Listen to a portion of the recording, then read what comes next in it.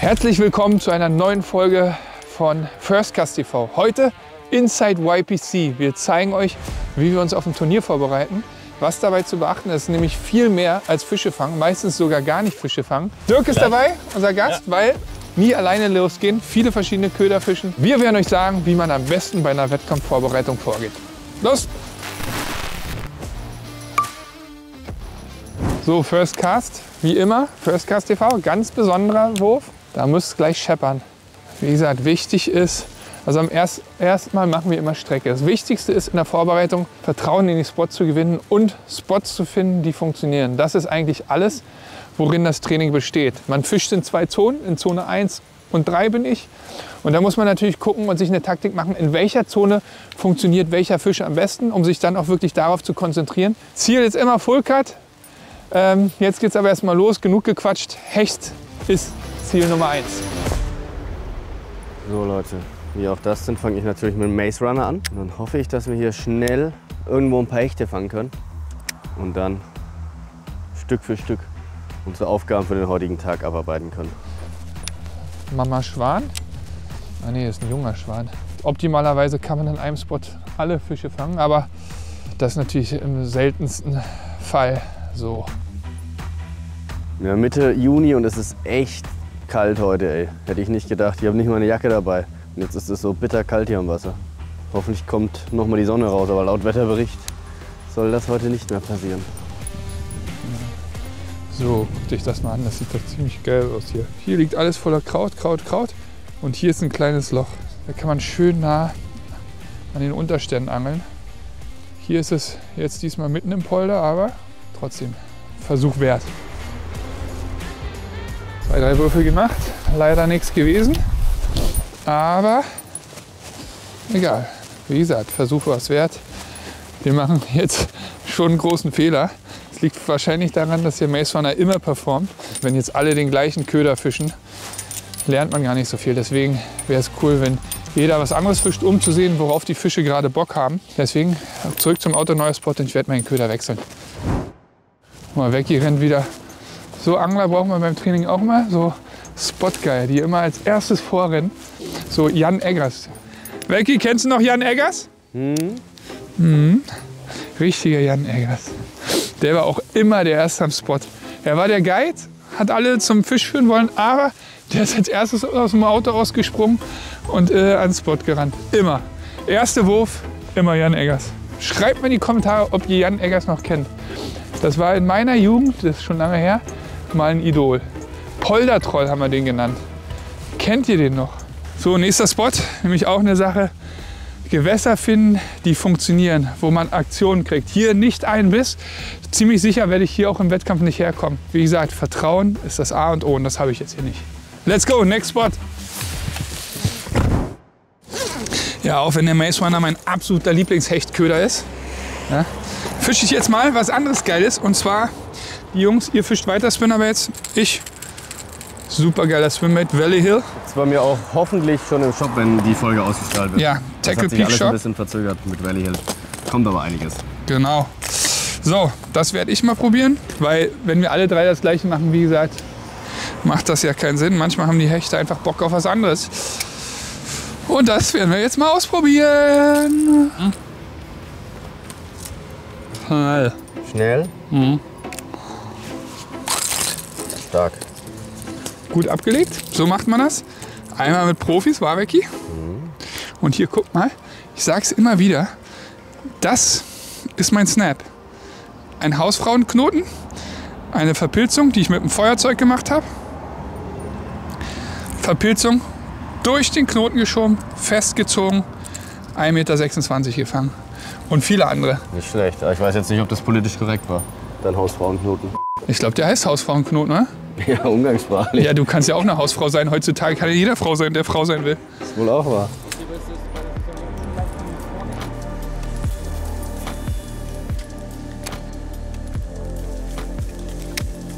Sieht eigentlich ganz geil aus, das Ding hier, aber irgendwie ist es auch nicht so einfach zu fischen. Man kann nicht direkt runter ans Ufer laufen. Und gefühlt überall ist Kraut. Jeder Wurf sammelt Dreck auf. Aber oft stehen die Hechte ja genau zwischen diesem Kraut und dem Dreck. Becky! Chef hat zurückgepfiffen. Ab zum Auto. Ab zum nächsten Spot. Bisschen Chaos auf der Rolle gehabt, aber ich konnte es entwursteln. Und jetzt geht's ab zum neuen Spot, oder wir sind schon am neuen Spot. Und dieses Mal versuchen wir ein paar Zander zu fangen. Mit kleinen Ködern und leichten Chickköpfen. Und hier hattest du auch die großen Zander im so flachen Wasser? Ja, aber nicht hier, an einer anderen Stelle. Auch im so flachen Wasser? Gleichen, ja. Das ist typisch Becky. Wir kommen am Spot an. Das Erste, was er macht, ist Essen. Anstatt während der Fahrt, wo wir nicht angeln, zu essen, macht er es so während der wichtigen Angelzeit. Becky, Becky, Becky. So, ich habe gerade, wie gesagt, was anderes probiert. Crank. 3, 4 Würfe hat nicht funktioniert. Und jetzt ein neuer Köder auf Zander. Total in Vergessenheit geraten. Das ist unser Ghost Junior, der irgendwann auf den Markt kommt. Twister auf Zander. Einfach immer eine Bank. Oder Rackelson. Richtig gut. Habe ich früher auch immer richtig viel gefischt. Sandras, aber jetzt legendärer Köder. Sieht geil aus. Sieht geil aus.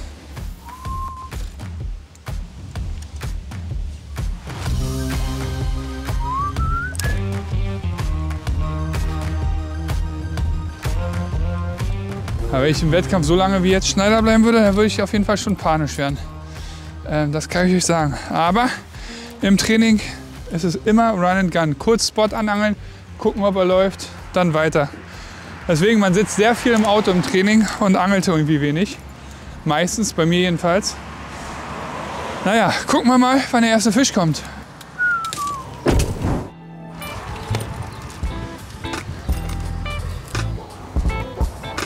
Geil sieht's aus, ja. Aber das Wasser ist halt wieder sehr dreckig. Mutig, Dirk, mutig. Neues Gewässer, ganz kleine Polder. Das Ding ist aber auch sehr trüb, ey. Die Wasserfarbe gefällt mir überhaupt nicht. Der große Vorteil, wenn man zu dritt ist, natürlich auch, man kann so hier den Polder, 3 Arme. Einer ist ein bisschen klarer, einer ist ein bisschen trüber. Einer ist so ein Medium-Ding. Dirk geht da lang, Becky geht da lang, ich gehe hier lang. So ist man natürlich viel schneller. Und was wichtig ist bei so Spots, hat man einen Biss, sieht, was das für ein Fisch war, fängt man einen Fisch, dann angelt man nicht weiter wie sonst, um noch mehr Fische zu fangen, sondern markiert sich den Spot auf Google Maps am besten und fährt sofort weiter, damit man die Fische fürs Turnier, für den Turniertag in Ruhe lässt und dann fängt und nicht schon vorher vergrault.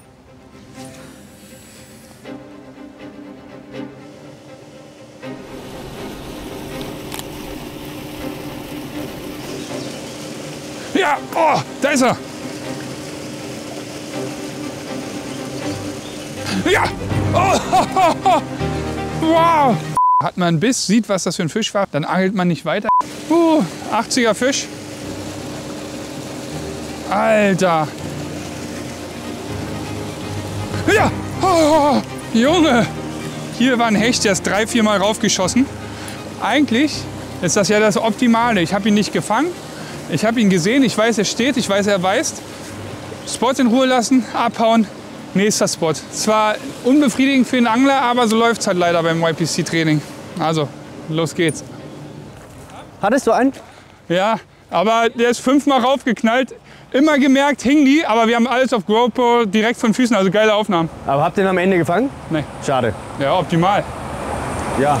Hier war tote Hose das Stück. Da war gar keine Bewegung. Obwohl es sah geil aus, weil es Sah auch geil aus. Normalerweise ist das Ding total klar. Ja. Was machen wir als nächstes? Zander. Zander. Hecht geguckt, jetzt geht's auf Zander. Also hier der Bereich ist manchmal gut, hier und dann halt hier rechts, links die Sprungwand entlang.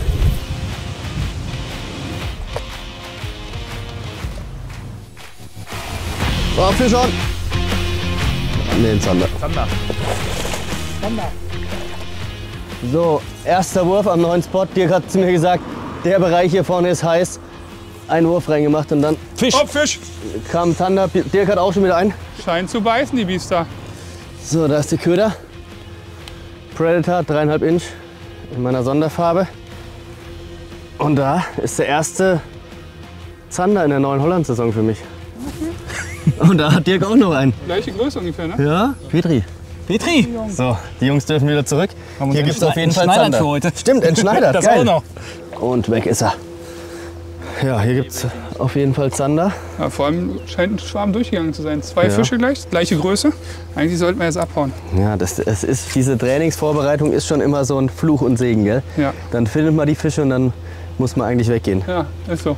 Und selbst wenn du jetzt ein Monster fängst, kannst du dich gar nicht so richtig drüber freuen.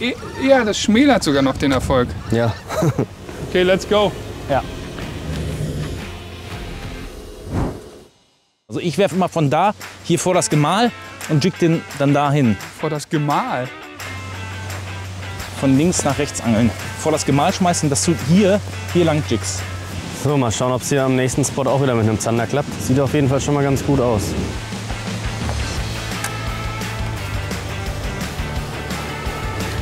So, jetzt ist wieder der Zeitpunkt gekommen.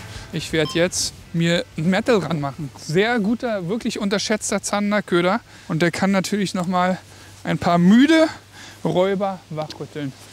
Ja, und dann machen wir noch nicht alles Gleiche und gucken mal, wie die hier so darauf reagieren. Übrigens ein großer neuer Fan, beziehungsweise ein großer Fan der neuen Valley Hill Boxen. Geile Farben. Findet ihr bei Vecchi im Shop. Tackle Peak oder Hecht und Barsch.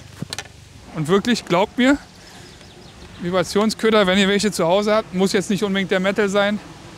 Absolut unterschätzt auf Zander.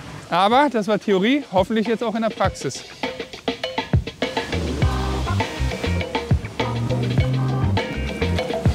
Ah, habe ich nicht aufgepasst.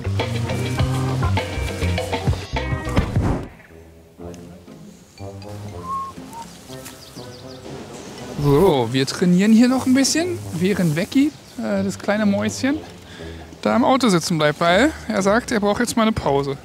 Naja, sei ihm gegönnt. Er trainiert ja jetzt hier auch mit. So, wir angeln aber weiter. Gut gestartet gerade, aber seitdem ruhig.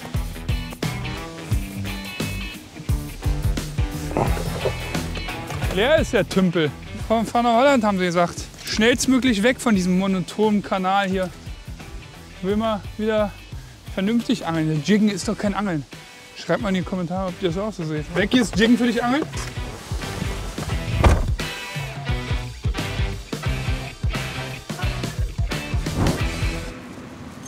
Und schon wieder am nächsten Spot. Wie schon so oft gesagt, beim Training müssen wir richtig Strecke machen und einen Spot nach dem anderen beackern. Spot sieht geil aus, hier war ich auch schon mal. Schauen wir mal. Barscheraum.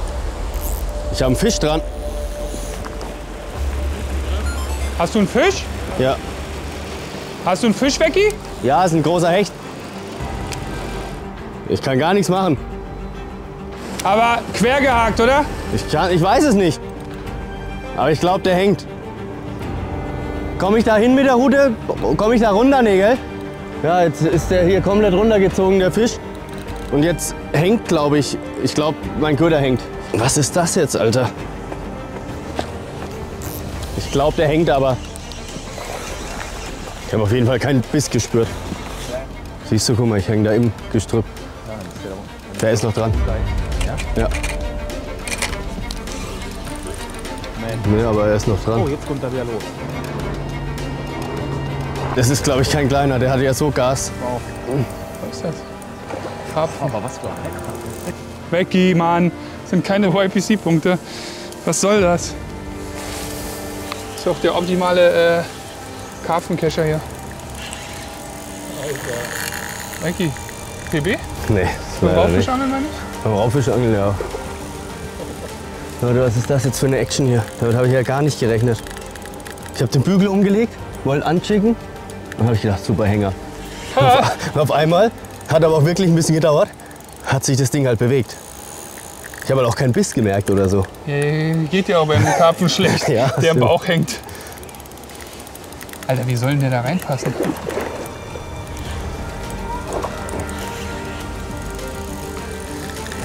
Rein fast runter. Alter, er passt da nicht rein. Vecchi, er passt da nicht rein. Was soll ich machen? Wenn er mit dem Kopf reingeht, dann haben wir ihn drin. Ist er drin? Ja. Alter. Alter, was ist das? Ist das 20 Kilo Teil oder was? Super schön gefärbt, ne? Lass direkt da vorne, dann können wir wieder. Ja, komm. Weißt du, sonst fangen wir wieder an. Alter, wie viel Kilo wiegt denn der? Der hat 16, 17. Junge, was ist das denn für eine Maschine? Krank. Alter, das ist auf jeden Fall der größte Friedfisch, den wir beide gemeinsam bis dato gelandet Ja, haben. mit Abstand. Das ist ein richtiger Schleimbolzen.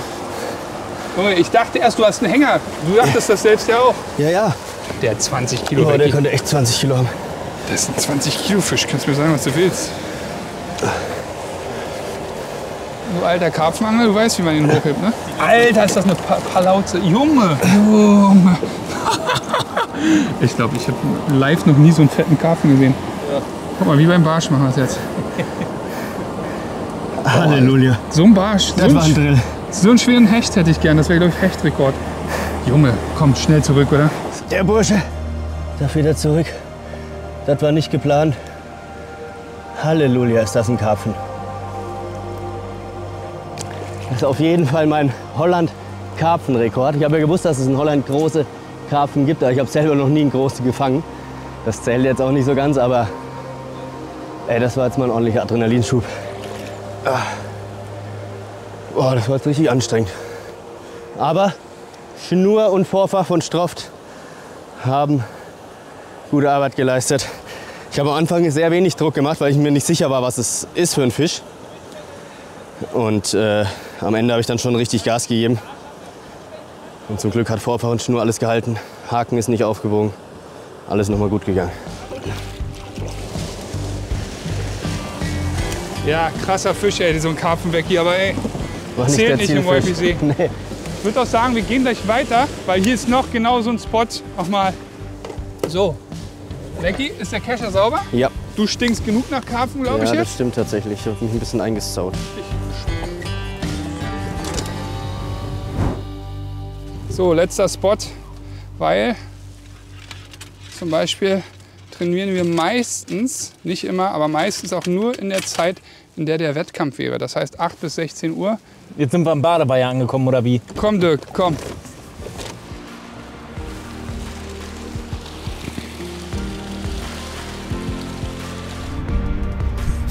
Was ist denn da los, Alter?